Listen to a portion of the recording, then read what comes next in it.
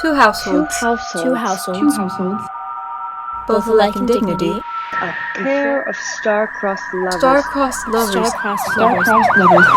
The fearful passage of their death-marked love, and the continuance of their parents' rage, which but to their children's end not could remove, is now the 2 hours traffic of our stage.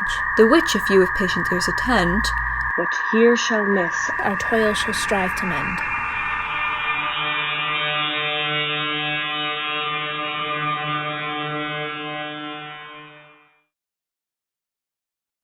Hello, I'm Billy Sager, and I'm the theater director for Woodstock High School. What you are about to see is a thesis project of sorts in the form of a conceptual presentation of William Shakespeare's classic tragedy, Romeo and Juliet. The theater students presenting their material today have worked closely with myself, co-theater director Brendan Connell, and resident costume designer Christy Geggy on bringing a unique vision of the Bard's play to conceptual life. Our setting?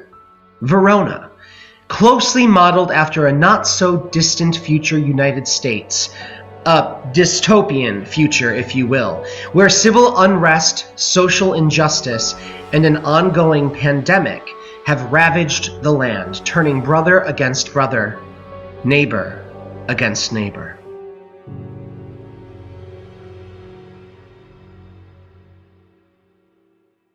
All right, we have Zoe Snook, senior, Woodstock High School. To start off with, we're going to talk about the scene between the nurse and Lady Capulet. So Zoe, why don't you kind of give us a rundown as to what this scene looks like for those who might not be as familiar with the play and what's going on in the scene.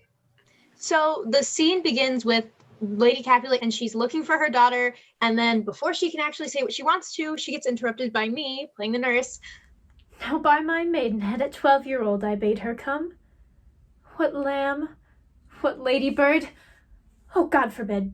Where's this girl? What Juliet? And then Lady Capulet finally gets to what she was talking about. She wanted to talk about marriage. And when she finally gets to that topic, Juliet is not excited about it. Juliet does not want to get married to this man that she has never met. The nurse is also hopping in every so often, trying to convince her that it'll be okay, and that she'll still be happy marrying this man, and that she can always, it'll get better as she goes. I might live to see thee married once I have my wish. Were not I thine only nurse, I would say thou had sucked wisdom from thy teat. Lady, such a man is all the world. Why, he's a man of wax. Nay, he's a flower, in faith. A very flower. Go, girl. Seek happy nights to happy days. So in our production, we decided that the nurse was going to be the biological mother of Juliet, because I feel like there's probably a little tension between me and Lady Capulet, which is very obvious when we're going through the scene. She's basically just like the surrogate mother, or like emotional mother to Juliet, while Lady Capulet is more like the like mother to Juliet as like the public image. I learned a lot about how the backstory of a character plays into like how they react with the other people in the room with them, because I had never actually like utilized that before, because I mean there's so much history that plays into the nurse's like character that it's just so imperative that you know that to play it accurately. Yes, madam. Yet I could not choose but laugh to think it should leave crying and say aye. And yet I warrant it had upon its brow a bump as big as a young cockerel's stone. A perilous knock, and it cried bitterly, Yea, quoth my husband, fallest upon thy face. Thou wilt fall backward when thou comest of age. Wilt thou not, Jewel? It stinted, and said I. The nurse is Juliet's primary caregiver and honestly cares for her more than Lord and Lady Capulet do. Costume would consist of a gray dress, a red belt, a red hair clip, black tights, black flats, and also a Red Cross body bag. She would use her flowy sleeves to hide items and give them to Juliet. Juliet is very sheltered from the outside world by both Lord and Lady Capulet, and the nurse would want to expose Juliet to that outside world as best she could. As of right now, I am going to be talking about the Lady Capulet costume that I had designed. Capulets are very advanced, they're very clean, they're very pompous. That's when I came up with the idea of making a hoop skirt. No, it's not just any hoop skirt. It would be a hoop skirt that had LED strips attached to it. It would have required a lot of collaboration with the lighting team to make sure that we could make it work. And money starts racking up really quickly because you have to buy fabric, you have to buy patterns, accessories, shoes, necklaces, other jewelry. It's a lot. Especially with it being COVID, we had to shop online everywhere, and Lady Capulet has a lot of red. A way for her to put herself on top of anyone else in the room. It's a lot of factors, and they're very hard to consider too when you're not, for me at least, when I'm not able to just reach out and touch them. My Lady Capulet costume was the one that I had to focus a lot on. Tybalt was more of a come up with a sketch, roll with it. My friend Haley made a gauntlet, one of Tybalt's main costume pieces. You have to figure out how to incorporate this props piece into this costume piece so it rolls smoothly. The idea behind Tybalt's gauntlet was to make it more of a middle-aged kind of feel, a very classical idea of a gauntlet. Tybalt is regarded as the Prince of Cats, with the modern touch of the cat claws on the knuckles. It also speaks about his character as well, in the sense that he's kind of not there to fight for a purpose, he's just kind of there to fight and just to start problems. So with that idea, what I was thinking of going into this project was to get a glove and kind of sew on all the embellishments and make my own little thumb piece and make my own cat claws. So here is Tybalt's gauntlet, to what I could come up with, and it was actually a lot harder than I thought. The glove that I was able to find that fit the length that I needed to be able to cut it was too thin to actually sew a lot of stuff on. So this is actually a lot of felt that was glued on right here and here. The cat claws I was able to actually follow through with my first idea and do clay and paint it and sew it on. These straps I was able to sew on, and same as this embroidered C. The easiest way to think about him wearing his gauntlet is him just rolling up his sleeve and chucking it up and putting it on. He's a show-off. That's what he is. And what we want to imply with Lord Montague's death is that Lord Capulet killed him. And this sort of sense of grief and stress that Lady Montague has physically manifests into her costume design. And she is quite literally just covering herself with her own grief. Now, starting off with the pants, it would be a bit baggier to tuck into a boot of some kind, ideally black. I would use this sweatshirt fabric as you see. Ideally, I would have liked it to be a bit darker, but just by the nature of the fabric, it comes out as a bit lighter. Now, the pattern that I selected for the hood had sort of the scarfish part that would cover up the actor's neck, and again, a greater hood part to cover up their hair. Moving on to the coat. This coat is supposed to be implied to be her husband's, and because she again is so overcome with grief, she wears this coat with her constantly. These epaulets are basically supposed to be all of her dead husband's hair. Obviously this is a wig.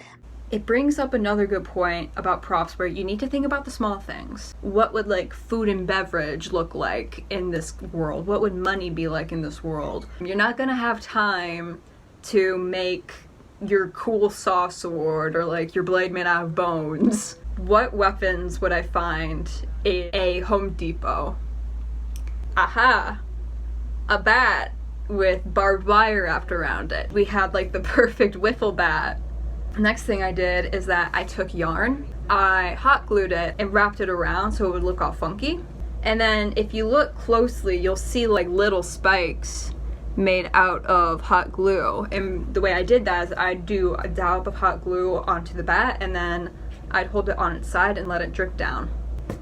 The things you do, you know?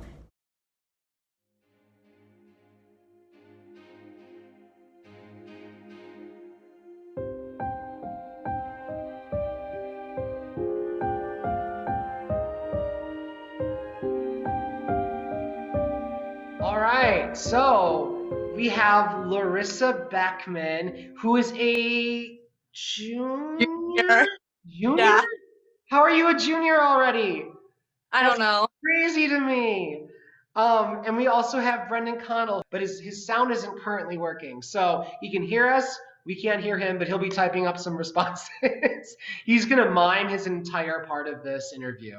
So we're going to talk about, one of the most, not only just in the show, but one of the most iconic monologues in Shakespeare's works, right? Just what did you learn about this process and this character?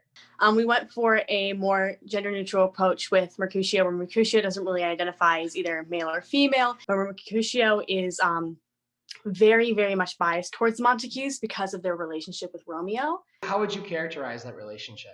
Requited love, very much like Mercutio really wants to be with Romeo, but Romeo is just like, this is my friend, this is my bud, this is my pal. So tell me about this monologue, this moment in the show. What gets us here? Mercutio, Romeo, and Benvolio, they are all heading to this party. They start having this really playful interaction where the both of them are just, I know nothing of dreams. Do you know dreams? And it just goes back and forth like that.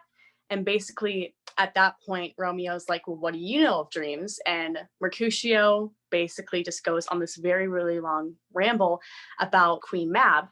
And within this speech, within this monologue, there is a lot of moments and opportunities to express for Mercutio to express their true feelings for Romeo and sort of that bitter jealousy and hardness that Mercutio has towards their entire world into some moments within this monologue. All the attention is supposed to be on Mercutio as a character, and as an actor, it has endless possibilities. You talk about how Mercutio is a kinsman. So what is, the moment, obviously Mercutio dies by the hand of Tybalt, but what is his final line before he dies? Their final line is, a curse upon both of your houses. Yes. Which is just such a painful thing to say to the person you love right as you take your dying breath. And I love that you've had so much fun exploring who they are and what their inner turmoil is, and how that comes out in the monologue about Queen Mab. Brendan, I know you can't talk to us, but why don't you just type a little thing about, what I saw was a process of growth, of chances taken, and obstacles overcome. Out of the entire cast, there was a willingness to step out and attempt what I can imagine sounded like some strange direction from me. We're directors, we always have strange direction. That was all meant to explore the character's potential, but to also make sure that the actress, Larissa, went the distance in terms of her own exploration of the character, one who's got plenty to say, both significant and insignificant. This was especially prominent when given the aesthetic which was chosen for this production in particular. So very high praise from our co-director, Brendan Connell. Larissa, before we head out into the next part of this, what did you learn about this through this process? What was the thing that you took away from it the most? Honestly, I took so much away from this. I genuinely felt like I grew so much in this just short amount of time. But I feel like the thing that I took away the most is the fact that you can try out so many different things with when you're acting. And I feel like this monologue really gave me a chance to just explore how much emotion I can give and how much I can give as myself to just this wall of text when you look at it, and how much you can just express. And even if you don't understand exactly what Mercutio is saying, you can express exactly what they feel, exactly what they mean by just how you say it and the way you deliver it and your inflection. And again, even if the audience doesn't even know what I'm saying, what I really want to do is just express that true emotion that I want to give off through this performance. Well, I can guarantee that our audience today will feel that. Brendan and I are super, super pleased with your growth as an actress, and super pumped for when we eventually return to the stage, so you can have an opportunity to explore these new skills on stage playing a character. So without further ado, thank you so much for your time, Larissa. We're going to take this over to Lighting and Scenic, set up the scene, and then you're going to see Larissa perform the Queen Mab speech from Romeo and Juliet. So this scene, Act 1, Scene 4, we have three characters. We have Mercutio, Romeo, and Benvolio. This is happening in an alleyway of Verona. The atmosphere in this is kind of dreamlike just because of the subjects that they're talking about and discussing.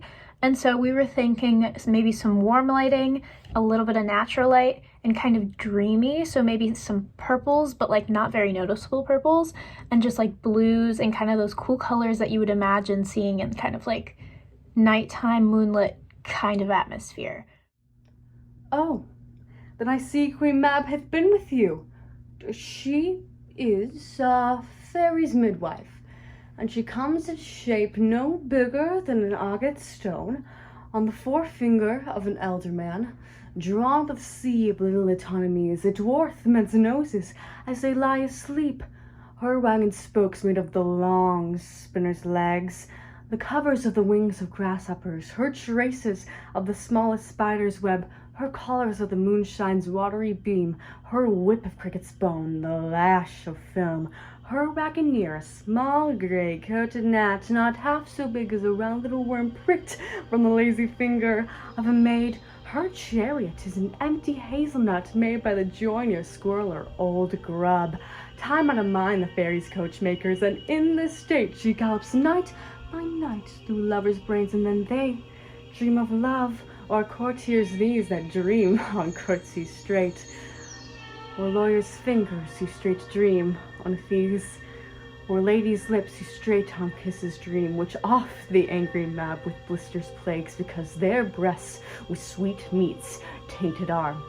Sometimes she gallops o'er a courtier's neck, then dreams he of smelling out a suit, and sometimes comes she with a tittle pig's tail tickling a parson's nose as he lies asleep, then dreams he of another benefice. Sometimes she driveth o'er a soldier's neck, and then dreams he of cutting foreign throats, of breeches, ambuscados, Spanish blades, of heaths 5 fathom deep, and then anon drums in his ear, at which he starts and wakes, and being thus frightened swears a prayer or two, and then dreams again. This is that very Mab that plaits the manes of horses in the night, that bakes the elf locks and foul sluttish hairs, and once untangled much misfortune bodes. This is the hag when maids lie on their backs, that teaches them and learns them first to bear, making them women of good carriage. This is she.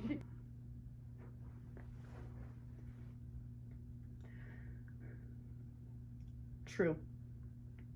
I talk of dreams, which are children of an idle brain, got of nothing but vain fantasy, and thin of substance as the air, and more inconstant than the wind, who woes even now the frozen bosom of the north, and being angered, puffs away from thence, turning his face to the dew-dropping south.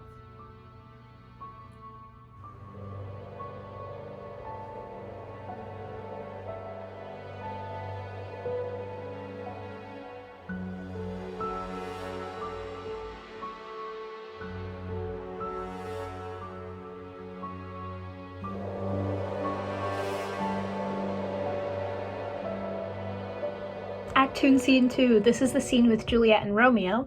The setting is the House of Capulet, but this time it's on Juliet's balcony. The colors we wanted to use are yellows and blues. Yellow for Juliet and blue for Romeo, just because of the two houses, so that represents kind of the coming together of both of them. We also wanted it to be very dreamy, kind of similar to the Mercutio scene, but this way in more of a romantic-esque atmosphere. So definitely completely moonlit, like stars sparkling. We want that whole romantic atmosphere to be really set in stone. But soft, what light through yonder window breaks? It is the east, and Juliet is the sun. Arise, fair sun, and kill the envious moon, who is already sick and pale with grief. That thou art her maid, art far more fair than she. Be not her maid, since she is envious, and her vestal livery is but sick and green, and none but fools do wear it. Cast it off. It is my lady. Oh, it is my love. Oh, that she knew she were. She speaks, but she says nothing at all. What of that? Her eye discourses. I shall answer it. I am too bold. 'Tis not to me she speaks. Two of the fairest stars in all of heaven, having some business, do entreat her eyes to twinkle in the spheres that do return. What if her eyes were there, they in her head? The brightness of her cheek would shame those stars, as daylight doth a lamp. Her eyes in heaven would, through the airy regions, stream so bright that birds would sing and think it is not night. Oh, see how she leans her cheek upon her hand. Oh, that I wore a glove upon that hand, that I might touch that cheek. She speaks. Oh, speak again, bright angel, for thou art as glorious as this night being o'er my head, as this winged messenger of heaven, unto the white upturned wondering eyes of mortals that do fall back to gaze upon him, when he bestrides the lazy pacing clouds that sail upon the bosom of the air. Oh, Romeo, Romeo, wherefore art thou Romeo? Deny thy father and refuse thy name, or if thou wilt not, be but sworn my love, and I'll no longer be a Capulet. Shall I hear more, or shall I speak of this? 'Tis but thy name that is my enemy. Thou art thyself, though not a Montague. What's a Montague? It is nor hand, nor foot, nor arm, nor face, nor any Other part belonging to a man. Oh, be some other name? What's in a name? Name, that which we call a rose by any other name would smell as sweet. So Romeo would, were he not Romeo called, retain that dear perfection which he owes without that title. Romeo doff thy name, and for that name, which is no part of thee, take all myself. I take thee at thy word. Call me but love, and I'll be new baptized. Henceforth I never will be Romeo. What man art thou that thus was screened in night, so stumblest on my counsel? By a name. I know not how to tell thee who I am. My name, dear saint, is hateful to myself, because it is the enemy to thee. Had I it written, I would tear the word. My ears have not yet drunk 100 words of That tongue's utterance. yet I know the sound. Art thou not Romeo and a Montague? Neither, fair saint, if either thee dislike. How camest thou Hither, tell me, and wherefore? The orchard walls are high and hard to climb, and the place death, considering who thou art, if any of my kinsmen find thee here. With love's light wings that I will perch these walls, for stony limits cannot hold love out. And what love can do that dares love attempt. Therefore, thy kinsmen are no let to me. If they do see thee, they will murder thee. Alack, there lies more peril in thine eyes than 20 of their swords. Look thou but sweet, and I am proof of their enmity. I would not for the world World they saw thee here. I have night's cloak to hide me from their sight.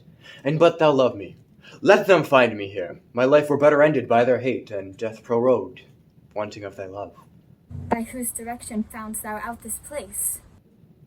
By love, who first did prompt me to inquire. He lent me counsel, and I lent him eyes. I am no pilot, yet wert thou as far as that the vast shore washed upon the farthest sea, I would adventure for such merchandise. Thou know'st the mask of night is on my face, else would a maiden blush but paint my cheek for that which thou hast heard me speak tonight. Fain would I dwell on form, fain deny what I have spoke, but farewell compliment. Dost thou love me? I know thou wilt say aye, and I will take thy word. Yet if thou swearst, thou mayst prove false a lover's perjuries, then say, Jove laughs. O gentle Romeo, If thou dost love, pronounce it faithfully. Or if thou thinkst I am too quickly won, I'll frown and be perverse, and say thee nay, so thou wilt woo. but else not for the world. In truth, fair Montague, I am too fond, and therefore thou mayst think my havior light. But trust me, gentlemen, I'll prove more true than those that have more cunning to be strange. I should have been more strange, I must confess. But that thou overheardst ere I was ware, my true love's passion. Therefore pardon me, Me, and do not impute this yielding to light love, which dark night hath so discovered. Lady, by yonder blessed moon I swear, that tips with silver all of these fruit tree-tops. Oh, swear not by the moon, the inconstant moon, that monthly changes in her circled orb, but that thy love prove likewise variable. What shall I swear by? Do not swear at all, or if thou wilt, swear by thy gracious self, which is the god of my idolatry, and I'll believe thee. If my heart's dear love. Do not swear. Although I joy in thee, I have no joy of this contract tonight. It is too rash, too unadvised, too sudden, too like the lightning which doth cease to be ere one can say it lightens. Sweet good night, This bud of love by summer's ripening breath may prove a beauteous flower when next we meet. Good night, sweet repose and rest. Come to thy heart as that within my breast. Oh, wilt thou leave me so unsatisfied? What satisfaction canst thou have tonight? An exchange of thy love's faithful vow for mine. I gave thee mine before thou didst request it, and yet I would it were to give again. Wouldst thou withdraw it? For what purpose, love?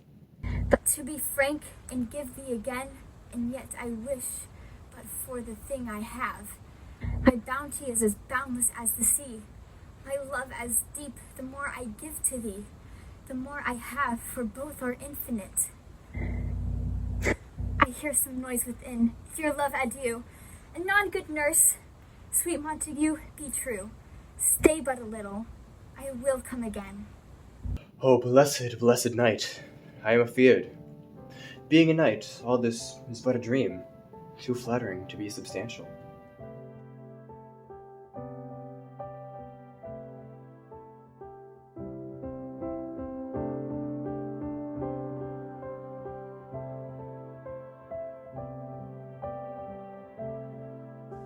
All right, joining me now is our costume designer for Woodstock High School, the fabulous Christy Geggy. So I wanted to ask you, what draws you to costuming? What got you into costuming? I love actually physically creating something that you can hold on to. So tell our audience a little bit about how you worked with the students and what their process was, what your process was working with them, and what did they get out of this whole process?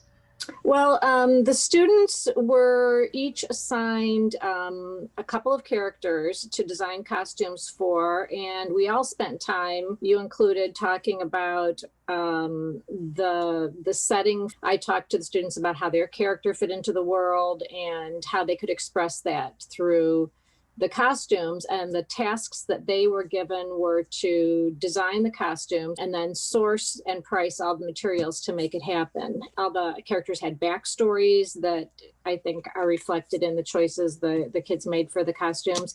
And I think for a lot of them, they've worn costumes. They might have helped with quick changes, but to actually design it and then realize what goes into making it, I think was a good learning process for them. And they seemed, I was really impressed. And what I liked about that, most of all of the participants who did costumes primarily have experience as actors. Yeah.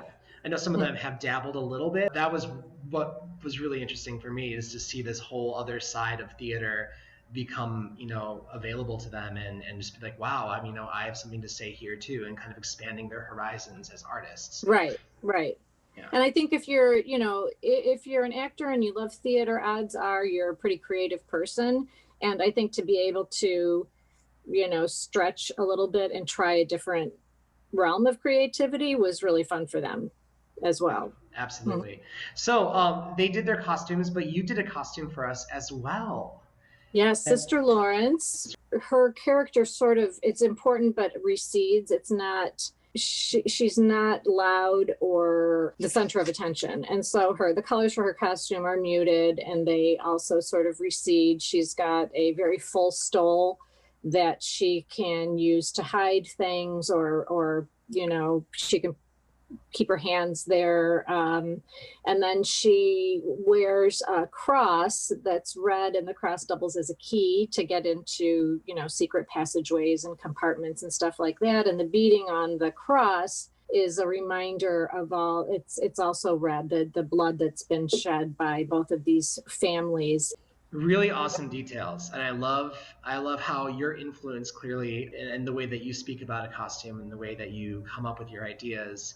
I love how that kind of became a trickle-down effect for our students, because a lot of them were able to explain specific reasons or talk about, certain elements of clothing and how they've adapted them to reflect the characters and their journeys. So high praise to you. Oh, thanks. It was fun. I really miss working with them, and Me too. Yeah, I wish we could have actually made the costumes. It would have been really fun to see them come to life. Maybe someday we'll put this play on and we can do that. After all the work we've done with this, I feel like we have a pretty good starting off point, you know? We've done all the work already, so. Right. All right, well, thank you so much for joining me today, Christy. We are going to go over to Lighting and Scenic, and then we're going to have a reading of the monologue from Sister Lawrence done by our own Molly Grossman. So stick around, folks, and thank you so much, Christy. Thanks, Billy. We'll be back. We will be back. Bye. Bye. So Act 4, Scene 1, the character in this scene is Sister Lawrence and Juliet.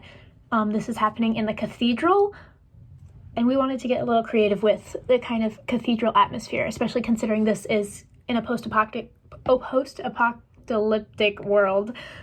So we wanted it to be dimly lit, so it kind of gives that foreboding kind of tone. And like, imagine kind of like a rotting church, like very old, failing infrastructure of the time. The colors, we would have a myriad of different colors, but natural lighting to highlight each character in the scene. A gobo we would be using as a stained glass gobo, and we can show you a picture of that. It's basically a thing that goes over one of the light fixtures and will project like a stained glass kind of effect onto the stage. It's important in the scene that we want it to be dark and eerie to foreshadow the death of both Romeo and Juliet, because this is kind of the scene that sets all of that into motion. Hold then. Go home, be merry, give consent to marry Paris. Wednesday is tomorrow. Tomorrow night, look that thou lie alone. Let not thy nurse lie with thee in thy chamber. Take thou this vial, being then in bed, and this distilled liquor drink thou off, when presently through all thy veins shall run a cold and drowsy humour. For no pulse shall keep his native progress, but surcease. No warmth, no breath shall testify thou livest. The roses in thy lips and cheeks will fade to paly ashes. Thy eyes' windows fall, like death, when he shuts up the day of life. Each part deprived of supple government shall, stiff and stark and cold, appear like death. And in this spiraled likeness of shrunk death thou shalt continue 42 hours, and then awake as from a pleasant sleep. Now, when the bridegroom in the morning comes to rouse thee from thy bed, there art thou dead. Then, as the manner of our country is, in thy best robes uncovered on the bier, thou shalt be borne to that same ancient vault where all the kindred of the Capulets lie. In the meantime, against thou shalt wake, shall Romeo by my letters know of our drift, and hither he shall come. And he and I will watch thy waking. And that very night shall Romeo bear hence thee to Mantua, and this shall free thee from thy present shame, if no inconstant toy nor womanish fear abate thy valour in the acting it.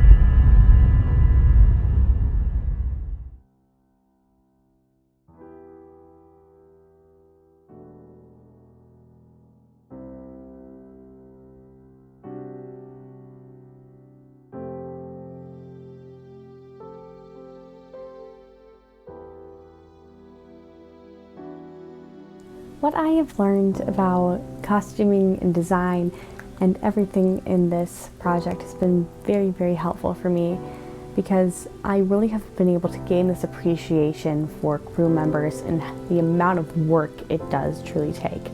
Now, I'm only getting a small glimpse into this by seeing costume design, but just being able to see that amount of work and effort that has to go into just one costume has really just shown me that there are so many things that happen in the theater, so much effort that's put into it outside of just the performance that typically is not seen as and is underappreciated.